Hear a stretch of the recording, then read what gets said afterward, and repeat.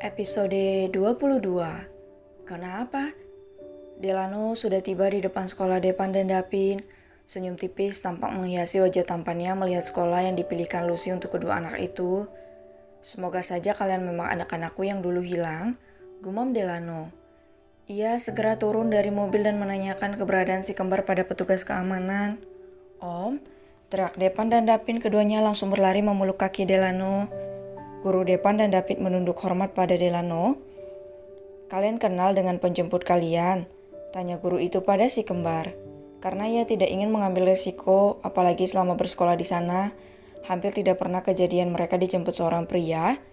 Iya, dia Om Delano yang kemarin menemani kami di rumah sakit, jawab Dapin. Kalau begitu saya undur diri Pak, mohon maaf atas ketidaknyamanan ini, karena saya selaku penanggung jawab mereka, saya harus benar-benar memastikan keselamatan mereka. Ujar guru itu dengan wajah yang tersipu malu menatap Delano. Tidak apa-apa, justru saya berterima kasih Anda sudah menjaga mereka dengan baik. Terima kasih Bu Guru sudah menemani kami, ucap si kembar. Om, kenapa jemput kita? Nenek mana? Depan dan Dapin langsung memberondong Delano dengan pertanyaan. Om tidak tahu sayang, tadi Oma Diana yang suruh Om jemput kalian. Katanya nenek tidak bisa jemput. Oh begitu, seru Depan dan David kompak. Delano membuka pintu belakang. Setelah memasangkan sabuk pengaman pada kedua bocah itu, Delano langsung duduk di kursi kemudi karena dirinya sengaja tidak membawa sopir. Sayang kita ke rumah sakit sebentar ya. Om agak gak enak badan, kata Delano berbohong. Iya Om. Delano dengan perasaan tenang menuju rumah sakit. Setelah mengatakan alasannya dan mengetahui prosedurnya, Delano langsung diambil sampel darahnya. Alih-alih membuat tantangan untuk kedua anak itu dengan iming-iming es krim dan mainan, akhirnya keduanya mau diambil sampel darahnya. Delano keluar dari rumah sakit dengan hati lega.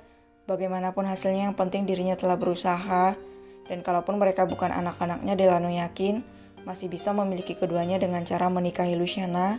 Semoga saja ia dapat menyembuhkan trauma Luciana.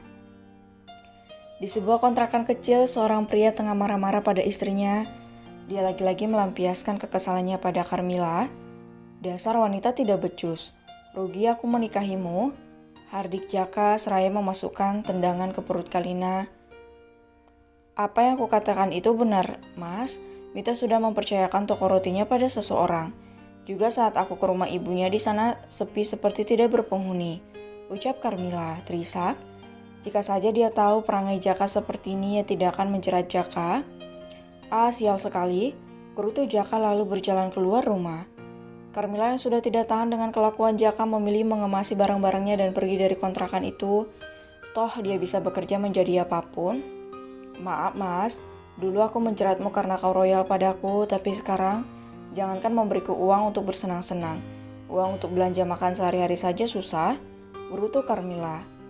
Setelah semua barang-barangnya selesai dikemas, Carmilla segera kabur.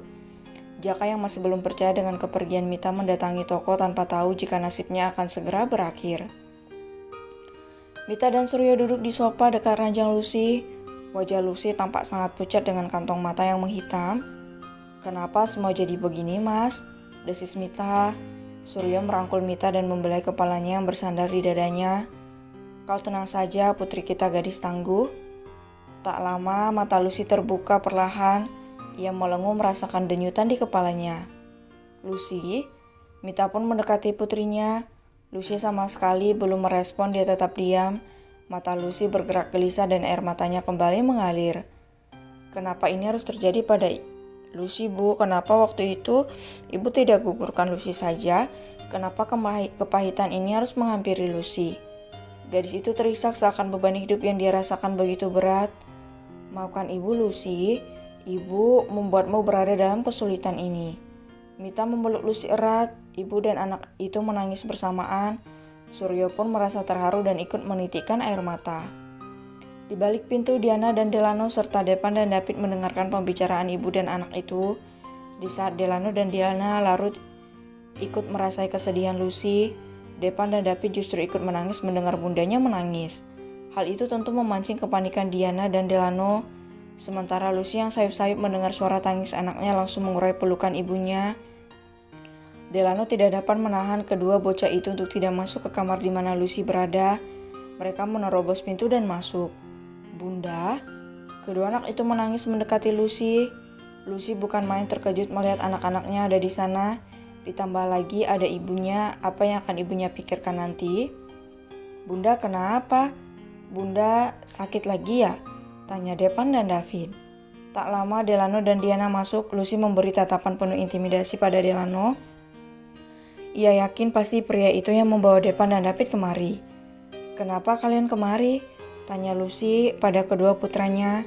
Namun tatapan matanya menghunus tajam ke arah Delano. Seakan-akan pertanyaan itu ditujukan untuk Delano. "Bu Yuyun tidak bisa menjemput mereka, makanya aku yang jemput," jawab Delano. "Kenapa?"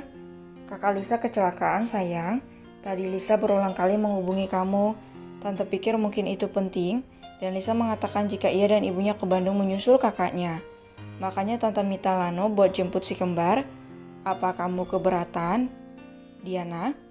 "Tidak Tante, sama sekali. Saya justru berterima kasih Tante sudah berinisiatif meminta Tuan Delano menjemput mereka," kata Lucy tak ingin menyakiti hati Diana. Bagaimana jika wanita itu tahu Lucy melarang putranya untuk bertemu si kembar? Mita mengusap kepala Depan dan David seraya tersenyum lembut. "Kalian tidak mau menyapa kakek dan nenek?" tanya Mita pada Depan dan David. Lucy langsung mengalihkan tatapan matanya menatap ibunya tak percaya. "Bukankah anak-anak ini cucuku?" tanya Mita pada Lucy. Dan dengan kikuk Lucy mengangguk. Ekor mata Lucy sesekali melirik sang ayah yang sejak tadi tampak mengusap matanya sesekali. Hati Lucy terenyuh, tapi dia butuh alasan yang kuat untuk memaafkan ayahnya. Kenapa ayahnya sampai membutuhkan waktu 23 tahun untuk mencarinya?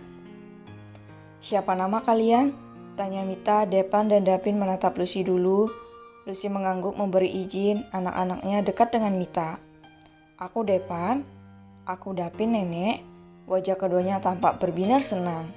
"Kalian tidak ingin menyapa kakek juga?" tanya Suryo ikut mendekat setelah ia bisa menguasai dirinya. Depan dan David semakin terlihat bahagia. "Wah Depan, kita akhirnya punya kakek," ujar David seraya tersenyum lucu. Depan pun mengangguk semangat. Luciana tak pernah melihat putra kembarnya sebahagia ini. Apa ia terlalu egois? Hanya dengan berkumpul seperti ini saja kedua anaknya terlihat sangat bersemangat dan kebahagiaan terpancar jelas di wajah mereka.